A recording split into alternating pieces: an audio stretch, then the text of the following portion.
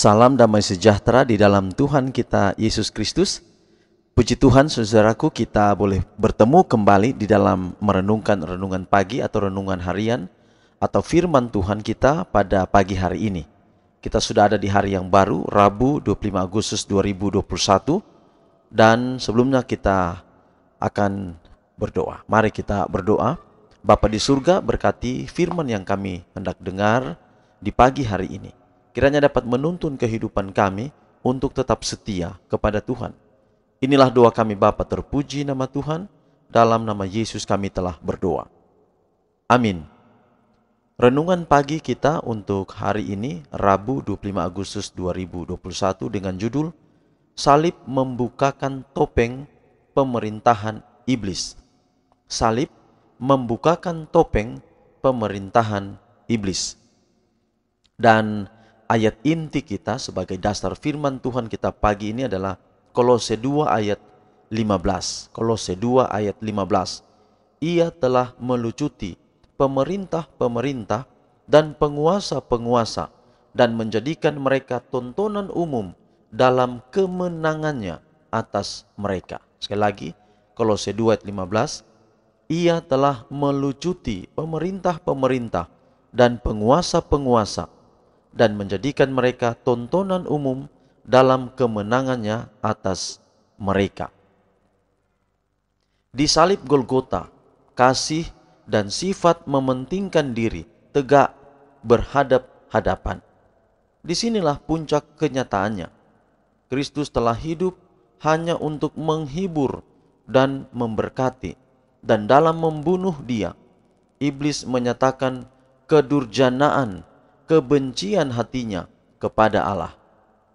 Ditunjukkannya dengan nyata bahwa maksud pemberontakannya yang sesungguhnya ialah hendak menurunkan Allah dari tahtanya dan untuk membinasakan Dia yang olehnya kasih Allah ditunjukkan. Oleh kehidupan dan kematian Kristus, pikiran manusia pun turut kelihatan. Dari palungan hingga kayu salib, kehidupan Yesus merupakan suatu panggilan kepada penyerahan diri dan kepada persekutuan dalam penderitaan. Disingkapkannya tabir segala maksud manusia. Yesus datang dengan kebenaran surga, dan semua orang yang mencamkan suara Roh Kudus tertarik kepadanya. Orang-orang yang berbakti kepada diri sendiri adalah rakyat kerajaan iblis. Dalam sikap mereka terhadap Kristus, semua orang akan menunjukkan di pihak mana mereka itu berdiri. Maka demikianlah setiap orang menjatuhkan hukuman atas dirinya sendiri. Pada hari penghukuman terakhir kelak, setiap jiwa yang hilang akan mengerti sifat penolakannya akan kebenaran. Salib akan dihadapkan, dan artinya yang sesungguhnya akan dimaklumi oleh setiap pikiran yang telah dibutakan oleh pelanggaran. Di hadapan penglihatan akan Golgota dengan korbannya yang penuh rahasia itu, orang berdosa akan berdiri dengan terkutuk. Setiap kebohongan akan disapu bersih. Kemurtadan manusia akan tampak dalam keadaannya yang keji. Manusia akan melihat apa yang telah menjadi pilihan mereka. Manakala isi segala isi hati kelak dinyatakan, baik yang setiawan maupun yang pemberontak akan bersatu mengatakan, adil dan benarlah segala jalanmu, ya Raja segala bangsa. Siapakah yang tidak takut, ya Tuhan, dan yang tidak memuliakan namamu? Sebab telah nyata kebenaran segala penghakimanmu.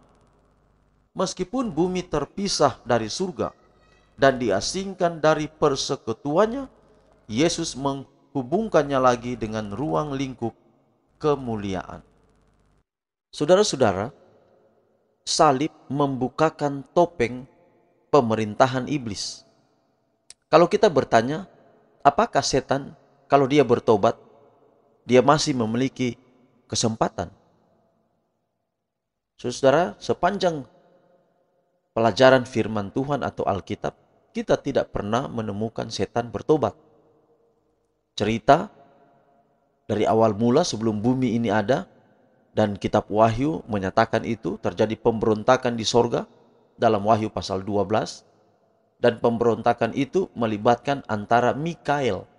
Mikael atau bahasa Ibrani Mikael adalah Allah itu sendiri, panglima perang itu sendiri, yang tidak lain adalah Yesus itu sendiri. Jadi pertarungan Yesus dan Lucifer bukan ketika sudah ada di dunia, tetapi ketika Lucifer masih memiliki tempat di dalam kerajaan sorga, pemberontakan itu telah terjadi. Saudara tahu, Lucifer itu adalah terdiri dari kata lux dan phero. Lux itu adalah terang, sama seperti sabun lux, terang atau putih, atau light. Sedangkan phero adalah transfer, pentransfer atau pengantar atau pembawa. Jadi Lucifer itu adalah pembawa terang. Digambarkan di kitab Wahyu dia adalah ular, tapi bukan ular yang masih bayi atau ular yang masih kecil, tetapi ular tua. Tapi juga dia disebut dengan naga, dia disebut dengan iblis atau setan.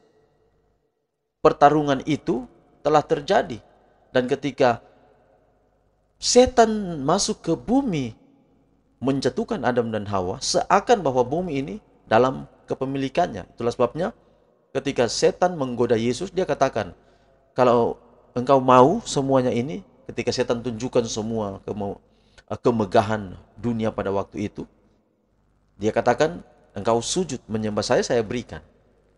Jadi setan berani menyatakan bahwa kemegahan dunia adalah miliknya. Memang dari sisi setan itu benar, karena dia telah rebut itu ketika dia menggoda, menjatuhkan Adam dan Hawa, dan dia berhasil. Maka pertarungan itu terus terjadi.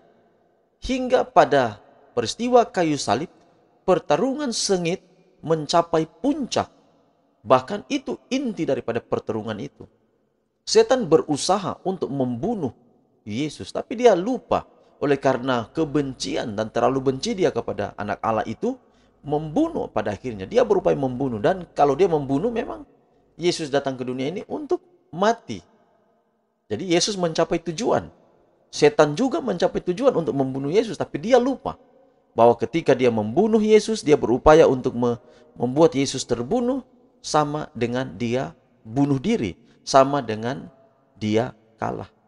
Itulah sebabnya kalau kita bertanya bahwa apakah setan masih boleh bertobat? Tidak, saudara-saudara. Ketika Yesus telah menanggung semua beban kita di kayu salib. Dalam gambaran perjanjian lama, beban-beban dosa di Ka'bah diletakkan di atas namanya Azazel, dan itu adalah binatang, kambing, dan disebut dengan kambing Azazel. Kambing Azazel ini akan memikul semua beban dosa di Ka'bah, dibawa ke padang gurun. Maka setiap dosa yang disebabkan oleh setan menjadi ditanggung olehnya, dan tidak ada lagi kesempatan setelah salib untuk pertobatan setan. Itulah sebabnya kalau dia tahu, saudara, dan dia pasti tahu, maka hari ini dia akan berupaya terus untuk menjatuhkan kita manusia. Bagaimana kita memenang dari cengkraman setan? Adalah kita lari dan kita memeluk kaki Yesus. Dan darahnya itu akan memberkati, akan melindungi, akan memberikan kita jaminan untuk tetap setia sampai dia datang. Saudara, inilah menjadi doa dan harapan kita pada pagi hari ini. Biarlah Tuhan berkati kita semua untuk pekabaran firman Tuhan. Mari kita akan berdoa, dan saya rindu doakan saudara agar kehidupan kita semua terus diberkati sepanjang hari ini. Mari kita berdoa. Bapa kami di dalam kerajaan sorga, terima kasih Tuhan untuk kebaikan-Mu di dalam kehidupan kami. Terima kasih untuk firman-Mu yang indah kami pelajari hari ini. Kami tahu Tuhan bahwa Engkau Allah akan selalu menyertai kami. Kami dikelilingi dengan perasaan takut oleh karena iblis berjalan berkeliling seperti singa yang mengaum-ngaum di sekitar kami. Tapi kami percaya Tuhan, bahwa Tuhan tidak pernah meninggalkan kami.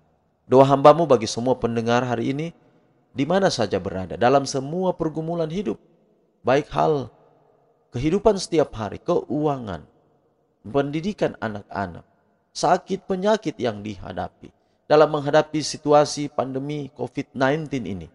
Berikanlah kepada semua pendengar, umat-umat-Mu di mana berada, kekuatan dan iman yang kuat, yang teguh kepada Tuhan, selalu bergantung hanya kepada Tuhan. Tuhan pelihara, Tuhan berikan kekuatan, kesehatan, dan tambahkan iman selalu kuat kepada Tuhan.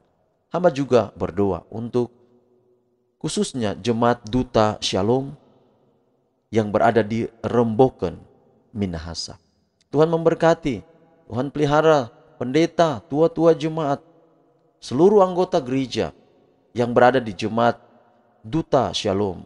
Tuhan berkati, pelihara, berkat-berkat-Mu menjadi bagian mereka. Hamba doakan semua yang tidak sempat hamba sebutkan satu persatu di pendengar di channel ini. Tuhan berkati. Siapapun mereka, apapun yang mereka kerjakan, lakukan, dan imani, Tuhan akan selalu pelihara. Bapa di surga, inilah doa kami. Berkat-Mu menaungi hidup kami, yaitu kasih karunia Allah, damai sejahtera Yesus dalam kuasa Roh Kudus, menaungi kami hari ini, besok, dan seterusnya. Kami berdoa alaskan doa ini dalam nama Yesus Tuhan dan Juru Selamat kami. Amin. Saudaraku, demikian pekabaran kita pada hari ini. Tuhan memberkati kita dan sampai jumpa pada besok hari. Shalom.